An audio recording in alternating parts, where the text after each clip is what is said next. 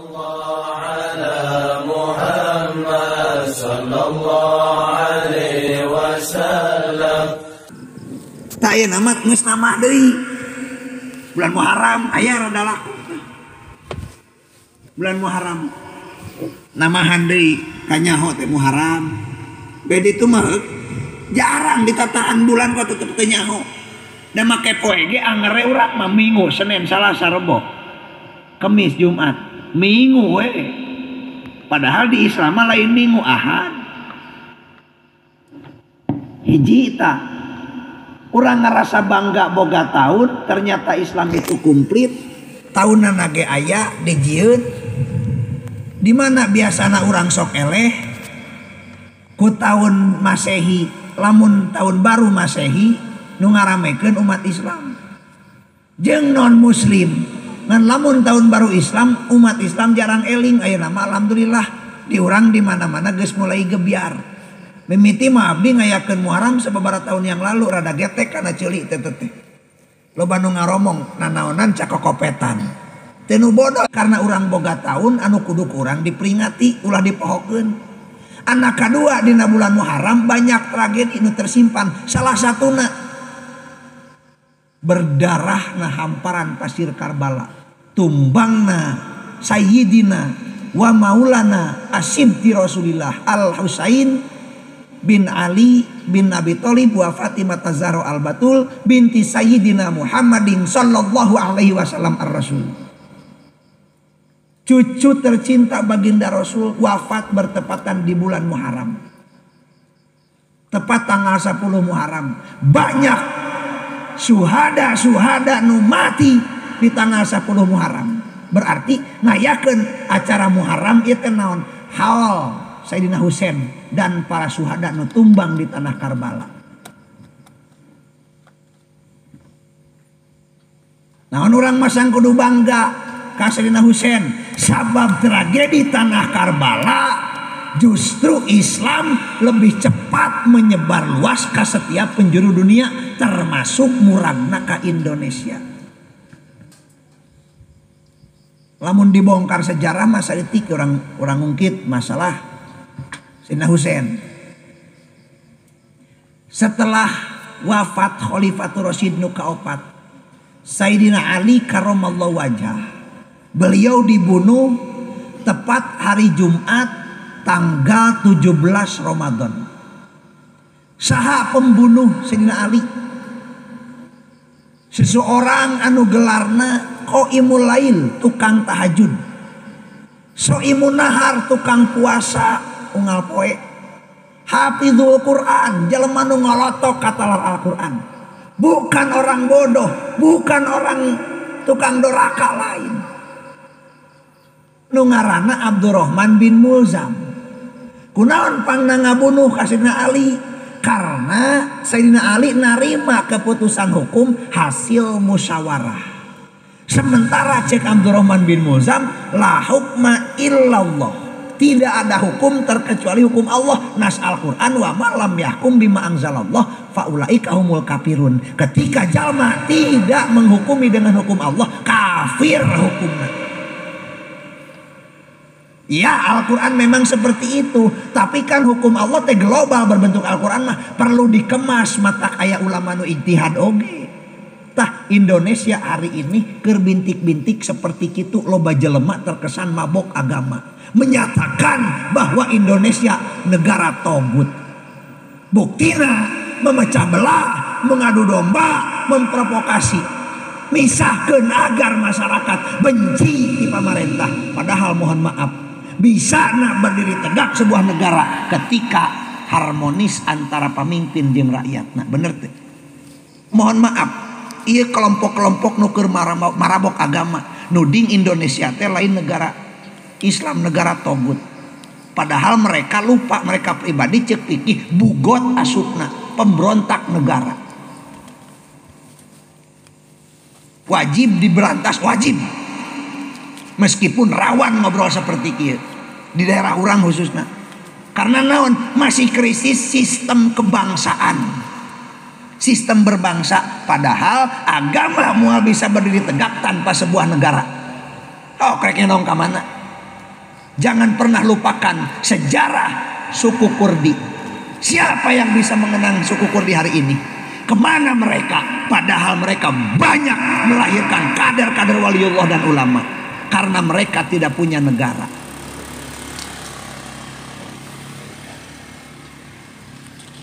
Bener teh.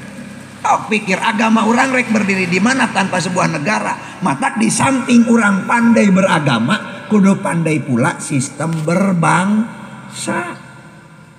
Baheula pejuang ikut andil besar memerdekakan bangsa ini dari belenggu penjajah dan kebodohan, narohkeun nyawa. Urang mah tinggal mempertahankan keutuhan negara. Supaya ulah dipecah belah, ulah diaut-aut, matak sing dewasa narima kabar informasi hari ini kita loba nu kieu, loba HP Android, loba berita-berita hoax, sing dewasa kade. Karena naon nu nyieun berita eta kadang-kadang tinu resep, kadang-kadang tinu ngewa. Paham? Intina nu disayangkeun naon? Dohirna, awakna campur gaul jeung pacul jeung parang, ari eusi otak mikiran negara badag. Aek mahi kumaha? Teu ngarti ca pamarentah ayeuna. Reka arti kumaha tuh? Otak mah jeung pacul geura mikiran negara. Lain teh geus mikiran pacul urang mah. Ya bener tuh. Sok pikir-pikir kade awas balik deui. Hari ini loba di Indonesia nu cagagag cugugug menyatakan bahwa Indonesia negara togut. Karena berdasarkan hukum bukan hukum Islam. Siapa bilang Indonesia bukan hukum Islam? Ubudiyah berjalan di Indonesia. Muamalah jual beli aya di Indonesia. Munakahah berjalan, hanya tinggal satu jinayat. Itu pun bukan tidak didirikan, hanya saja Indonesia keur ngajaga persatuan karena hasil muktamar Nahdlatul Ulama nu kadua di Banjarmasin, seluruh ulama menyepakati karena Indonesia terlahir bukan Darul Islam tapi Darussalam, bukan negara Islam tapi negara yang damai. Meskipun beda suku, beda ras, beda budaya, tetap harus bersatu di bawah Bhinneka Tunggal Ika dan siap berjibaku mengibarkan merah putih. Meskipun beda agama, sok lamun Indonesia dipaksa ke negara Islam, Bali rek dikamanakeun.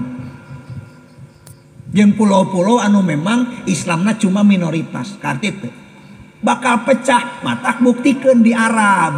Satu bangsa, bangsa Arab, tapi terpecah belah eusina menjadi beberapa negara, aya Mesir, aya Irak, aya Iran dan lain-lain. Padahal satu bangsa, bangsa Arab. Indonesia badag sukuna, badag bangsana, tapi tetap bisa ngahiji keneh di bawah merah putih. Tak ieu nu hebatna teh. Mata kudu ngarti ulah beunang diobok-obok Indonesia can berjalan hukum Islam. Bukan can berjalan, urang nu kurang paham sistem berbangsa. Baheula para wali nyieun negara, urang mah tinggal ngajagaan. Ieu teh geus nyieun para wali lain gagabah. Indonesia geus ditirakati. Hayang nyieun Pancasila ge wah, istikharahna tirakatna lain gagabah hayang nyieun Pancasila. Nah balik deui. Abdurrahman bin Mulzam karena boga keyakinan Sayyidina Ali itu kafir dan narima kesepakatan hukum hasil musyawarah, akhirnya tepat 17 Ramadan di hari Jumat Sayyidina Ali dibunuh. Wafat Sayyidina Ali karamallahu wajah, jabatan kepemimpinan dituluykeun ku Sina Hasan memang teu kantos lami, dituluykeun ku Muawiyah. Nah, ketika dipegang ku Muawiyah punya anak yang bernama Yazid bin Muawiyah. Ti salah seorang istri Maisun, Mas Maisun. Nu boga kaol sok dikenang dina Alfiyah jadi syairan. Lalabsu ibaatin wa takiru aini ahabu ilayya min labsi supupi. Bahkan dina Hudorima panjang teteh. Ayat 7 bet. Kan dina Ibnu Aqil mah cuma sabet nu dipuat. Lalabsu ibaatin wa takiru aini. Kunaon pangna ngomongkeun kitu karena Maisun teh orang pedesaan, orang kampung. Dibawa ditikah ku pamimpin ku Muawiyah ka kota, tuman make pakaian biasa sapopoe. Dibawa ke kerajaan make pakaian rumbe-rumbe. Angin-angin ngadalingding AC alami tina bilik ai dibawa ke kota pan lain. Suara musikna ge pan di lemur mah alami krik-krik jangkrik. Alami suara musik teh suara manuk, suara jangkrik, suara bangkok ai di kota kan lain. Teu betah tamaesun teh nya dianterkeun ku Muawiyah ka lemurna ka kampung, dibawa budakna Yazid ka kampung. Kehidupan Yazid di kampung lain sekolah, lain diajar ngaji, diajar nunggangi kuda, diajar manah, diajar ngagunakeun tombak. Ngan Muawiyah ngarasanya jabatan kepemimpinan ketika lengser ka batur, matak dideklarasikeun ti budak Yazid teh diangkat jadi pamimpin. Ya supaya apal, kunaon Muharram urang kudu ngayakeun tasyakur.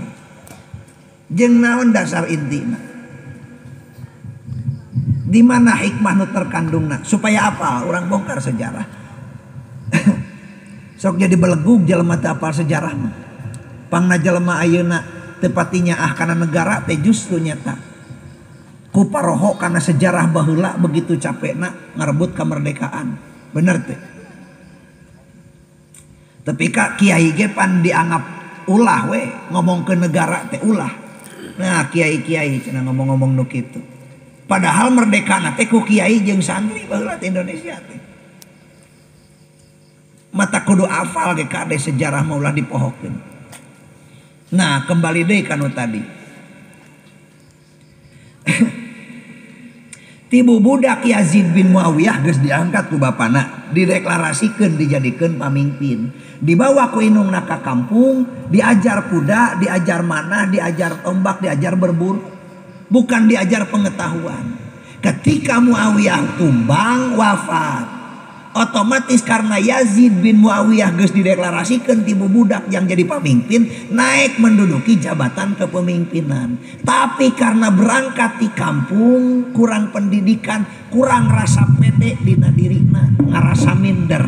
Kusabab ngarasa minder dirina Yazid, lalu Yazid ngayakeun baiat janji setia atas kepemimpinan Yazid. Wah, ti Irak ya, ti Basroh, ti Kupah, ti Syam, ti Syria, semua sampai tembus ke Madinah, ka Sayyidina Husain bahwa kudu baiat janji setia atas kepemimpinan Yazid. Ceuk Sayyidina Husain lain nolak, kek heula ngadago isu krek istikharah.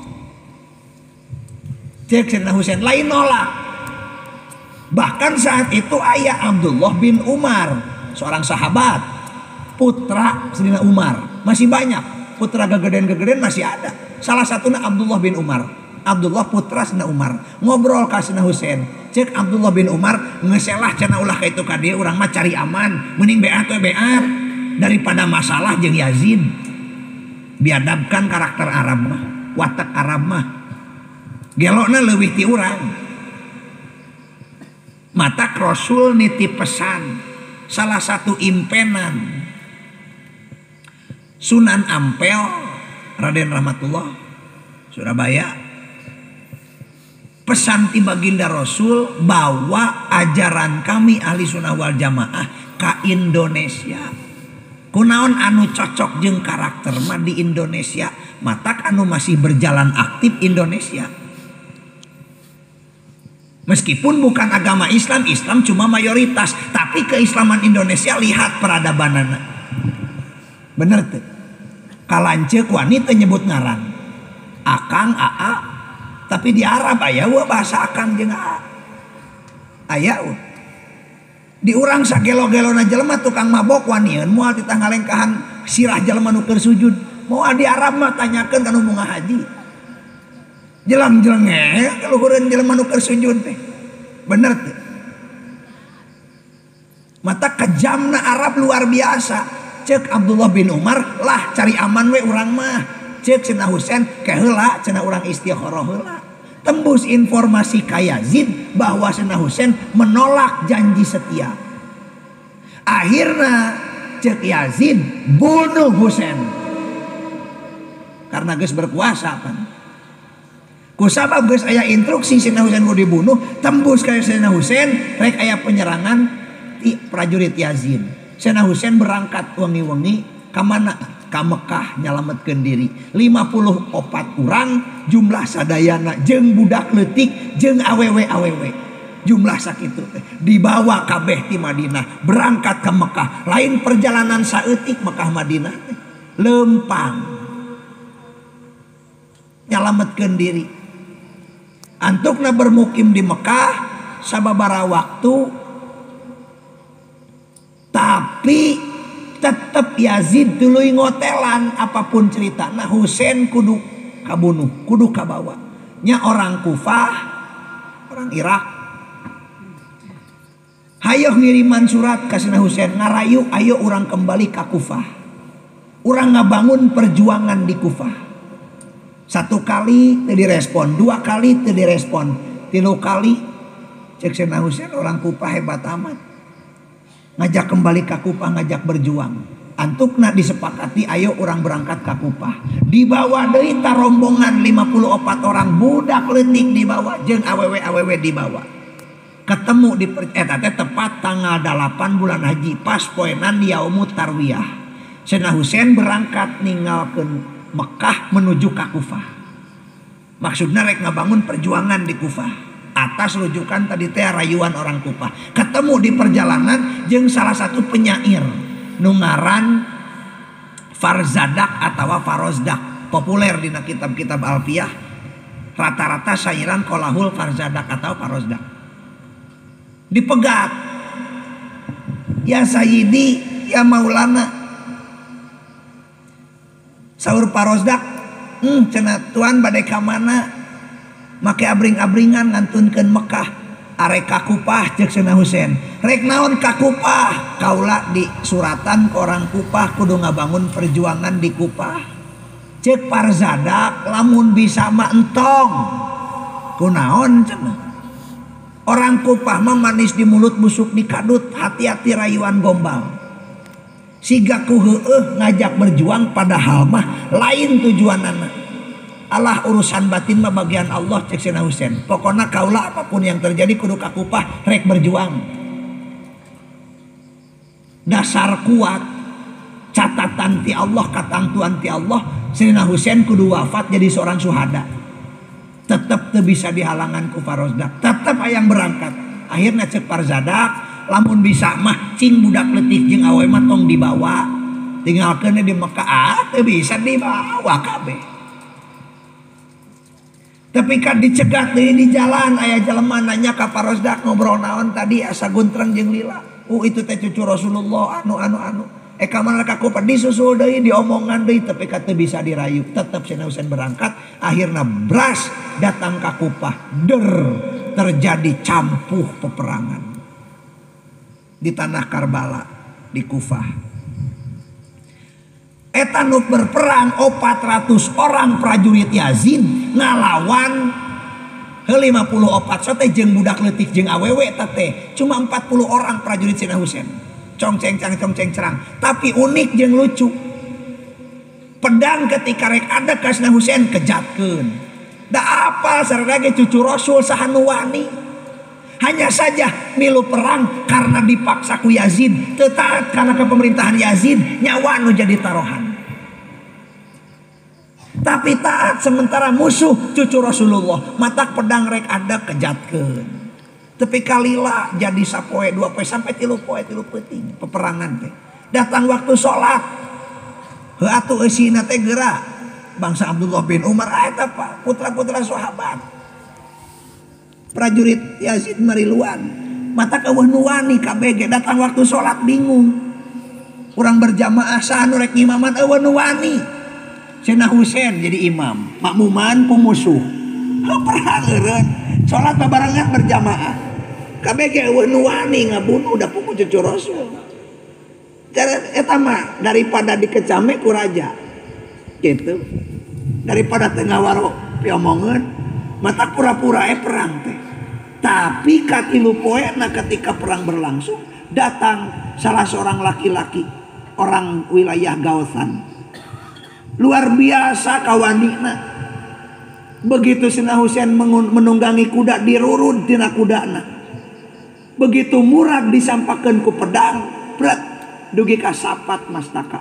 Leherna dugi ka sapat. Akhirna Sayyidina Husain tumbang, amruk jasadna kana pasir di hamparan tanah Karbala, diinjak-injak ku kuda. Tapi kaancur menyatu darah daging Sayyidina Husain jeung hamparan pasir wilayah Karbala. Luar biasa dukana. Cucu Rasulullah merjuangkeun agama. Lain cuma nyawa tapi ka jasad ge rajet. Urang mah merjuangkeun agama tibang ukur nemongkeun syiar agama Allah, usum berjamaah, usum rutinan, usum sodako, usum muludan, usum rajaban. Kuat masih keneh loba perhitungan jeung pangeran teh. Bener teh. Cucu baginda Rasul mah lain gitu, tapi ka nyawa dikorbankeun lain cuma nyawa tuluy. Jasadna ge tapi ka rajet. Ta eta teh tepat dina tanggal 10 Muharram. Tepat di tanggal 10 Muharram. Matak salah satuna peringatan Muharram teh naon? Haul Sayyidina Husain, cucu baginda Rasul. Jeung ngahaulkeun para syuhada anu ikut tumbang di medan tempur di wilayah Karbala. Karti matak bulan Muharram teh tanggal 10 mah disebutkeun poe duka, bulan duka. Bulan duka ulah kudu dipohokeun teh kade. Matak di urang mah sok aya tradisi naon sedekah geuning Asyura teh nya. Aya nu kayatim, arupa-rupa naon teh bulan duka, poe duka memang. Keur wayah berduka. Di satu sisi memang Muharram teh bulan nu dimuliakeun ku Allah. Inna idata syuhur indallah itsna asyara syahran fi kitabillah minna arbaatun hurum. Bahwa cek Allah hitungan bulan tina satahun 12 nu tertera dina Al-Qur'an. Ngan tina 12 aya 4 bulan anu dimuliakeun. Salah satuna bulan Muharram. Pangna kurang kudu diperingati karena banyak tragedi sebelum kejadian Sayyidina Husain, banyak tragedi Muharram. Ngan ieu salah satuna ada diceritakeun kabeh muamahi waktuna. Nah, begitu tumbang Sayyidina Husain, jasadna amruk di hamparan pasir Karbala, diinjak-injak ku kuda tapi ka rajet menyatu darah dagingna jeung hamparan pasir, tapi ka beureum pasir ku darah. Mastaka Sayyidina Husain ditojos ku tumbang. Bret ke orang tersebut. Dibawa ke mana? Lari ke Syria Damaskus. Eta teh melalui beberapa wilayah. Diasong-asong ka unggal jelema kudu ngaledek, kudu ngahina, kudu nyiduhan. Nepi ka Syria Damaskus dipajang di gerbang istana Yazid. Diundang masyarakat kudu ngahina, kudu ngaledek, kudu nyiduhan karena mastaka Sayyidina Husain. Laksana menang 3 poe. Papisah jasad di mana, mastaka di mana, mata geuningan paribasa cenah. Haram mengbal teh. Kunaon nyata cenah nyepakan si Sayyidina Husain. Paribasa geuning. Padahal mah lain kitu ngan memang bertepatan we. Sayyidina Husain eta wafatna dengan kondisi mastaka jeung jasa jeung badan terpisah gitu. Mata kaya salah satu kisah santri jeung kiai. Keur mengbal santri teresep meureun. Tarik teuing nyepak tapi kagolepak ka hareupeun kiai cokot teh bedog kiai na teh sisi teh bola. Tanya ku sanaon cenah Kang Mas ang di sisi teh bola. Haram bebal cenah nyepakan si Sayyidina Husain. Leuheung abdi menyepakan sa akang menyisit romo. Teu ngomong deui cenah.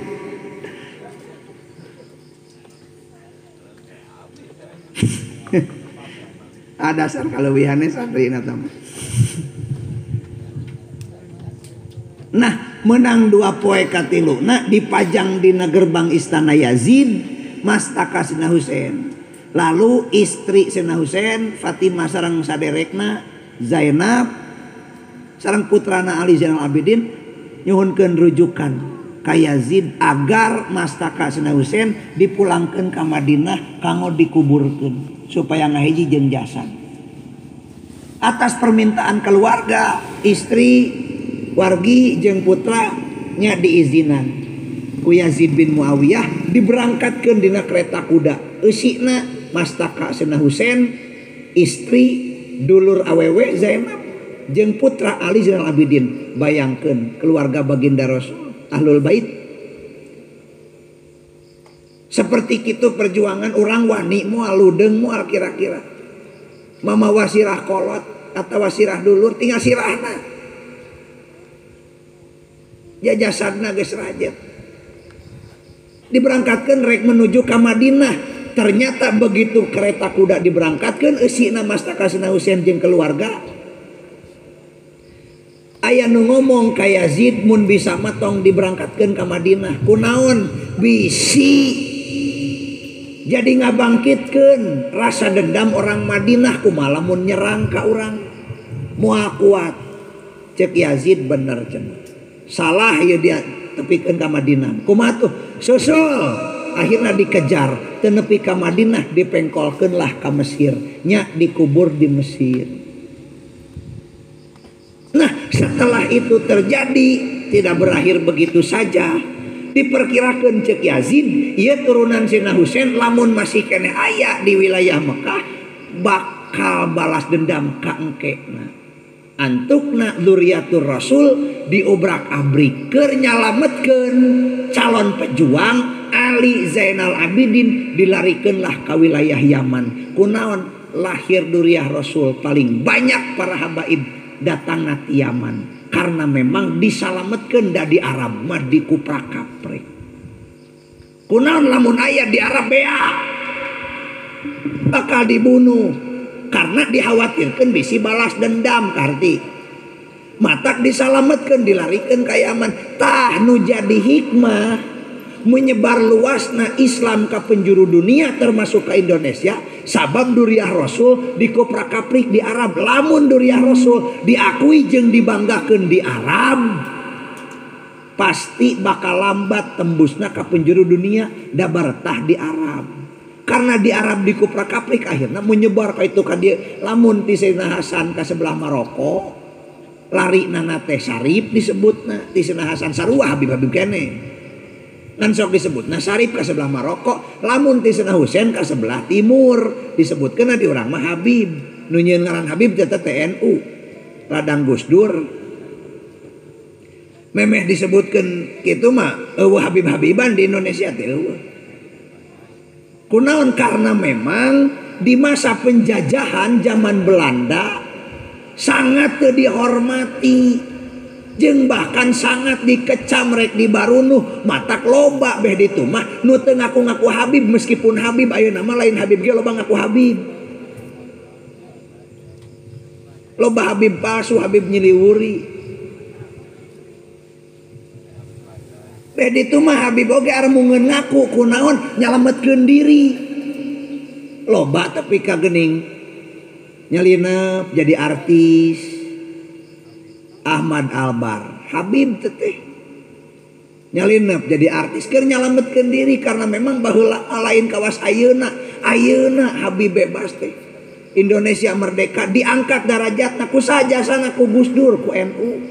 Mata eueuh carita NU teu resep ka Habib eueuh. Nu nyebutkeun NU anti Habib mah teu nyaho sejarah tah mah. Justru diangkat derajatna teh ku satoriqo Alawiyin teh ku Gus Dur. Dihargaina sangat. Tanpa jasa beliau orang moal bisa cinta ka dzurriyyah, moal bisa. Moal wau nu ngaran Habib. Ngan cinta ulah sampai ngabutakeun panempo jeung norekeun ceuli. Ya takdim. Adapun untuk itba tentang akidah dan perilaku urang tempo heula. Karena di Nafaratun Nufus Sarah Tajul Urus Imam Ibnu Athaillah As-Sakandari berkata nu jadi patokan mutasil jeung teu na jelema ka baginda Rasul adalah akhlakul karimah, jika orang tersebut mewarisi akhlakul karimah Rasulullah, sanajan bukan nasabna tetap mutasil. Ngan ketika memiliki nasab mutasil tapi tidak mewarisi akhlak baginda Rasul, cek Imam Ibnu Athaillah tetap fi hukmil munfasil.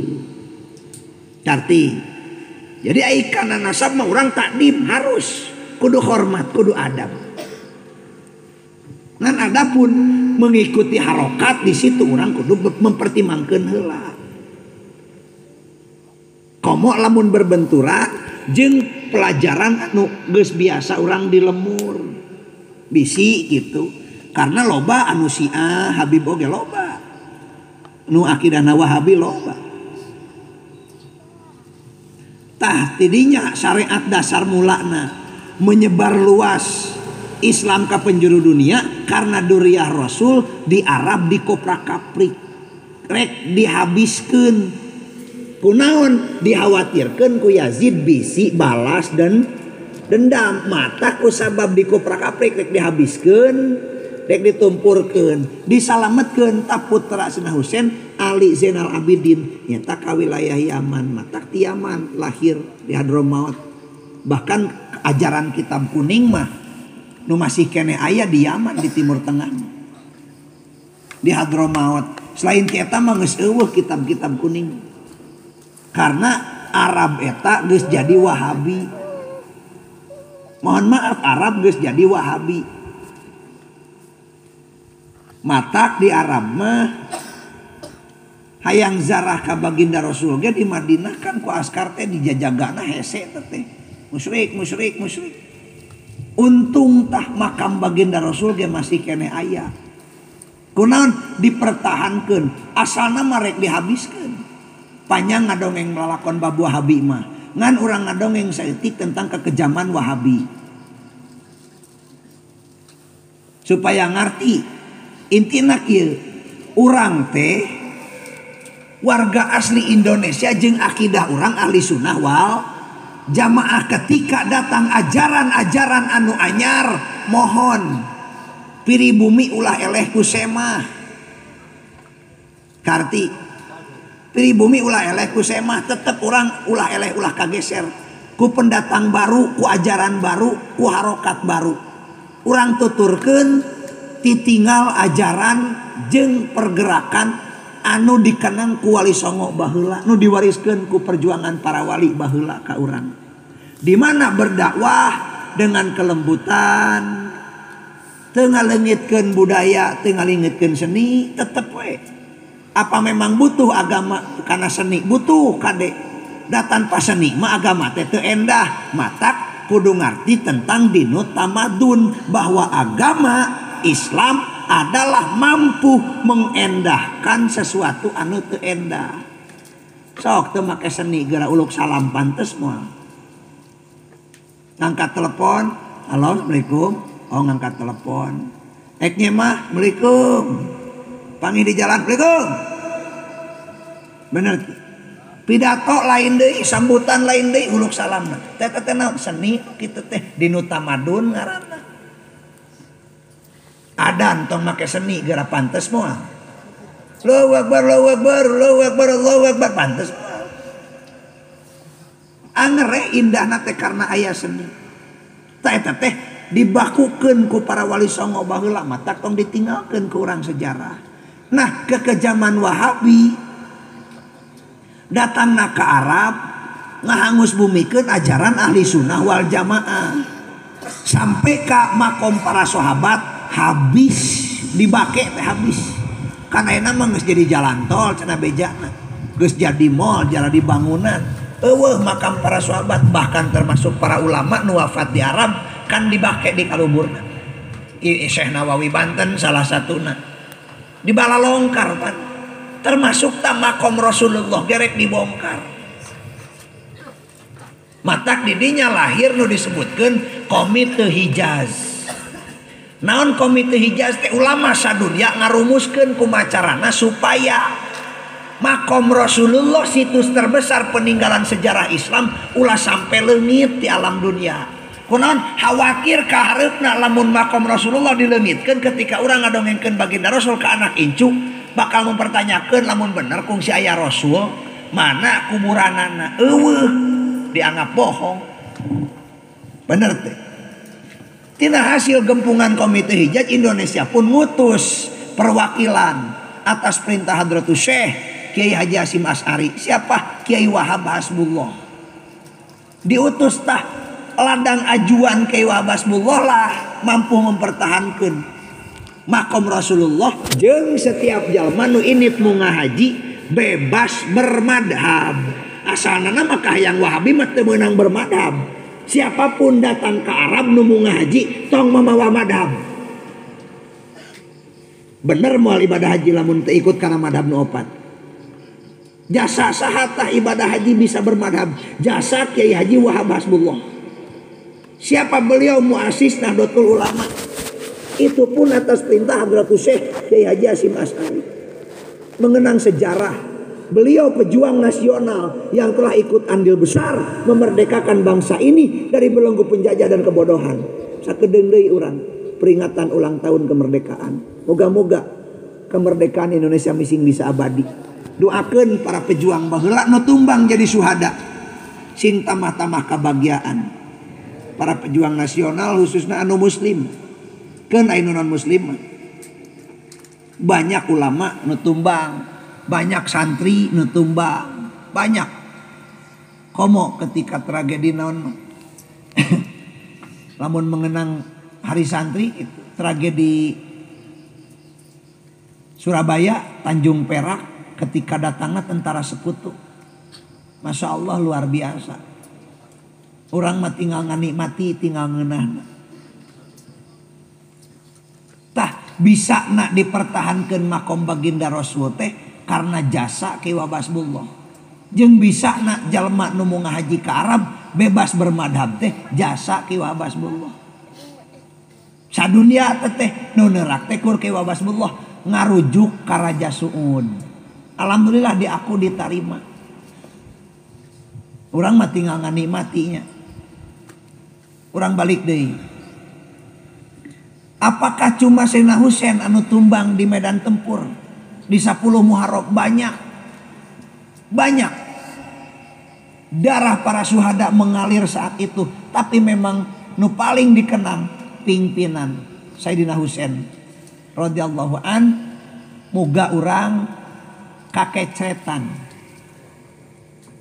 tina dasar mahabbah ku peringatan Muharram ku geugeuh jeung beranina perjuangan Sayyidina Husain. Amin ya Allah ya rabbal alamin. Sarta moga barokah Sayyidina Husain gararupa hajat jeung tujuan urang sadaya dikabul ku Allah Subhanahu wa taala. Bahkan orang pertama nu mati di kalangan syuhada bukan laki-laki, perempuan. Istri na Yasir, ibuna Ammar bin Yasir. Awewe nu pangheula na jalma maot jadi syuhada. Nu kadua salaki na Yasir. Memang Ammar bin Yasir sama wafat jadi syuhada. Meskipun Ammar bin Yasir pernah di hadapan Abu Jahal ngagogoreng baginda Rasul. Tapi langsung dongkap ka Gusti Rasul minta hampura tas ngagogoreng baginda Rasul karena terpaksa di hadapan Abu Jahal da sangkutana nyawa. Cek Rasul kumaha kondisi hate anjeun? Oh henteu hate mah tetep iman ka salira. Nyakeun cek Rasul. Padahal Ammar bin Yasir pun tetap pada ujung nama wafat jadi seorang syuhada. Kita mengenang darah para pejuang, baik pejuang nasional, nu ngamerdekakeun negara, mengenang para syuhada, baheula nu tumbang di 10 Muharram, tragedi Karbala, urang tawasul ka Allah, muga hajat urang dikabul ku Allah Subhanahu wa taala, berkah marantena. Sarta urang diaku umat nu sampurna ku baginda Rasulillah عليك يا حبيب سلام عليك صلوات الله عليك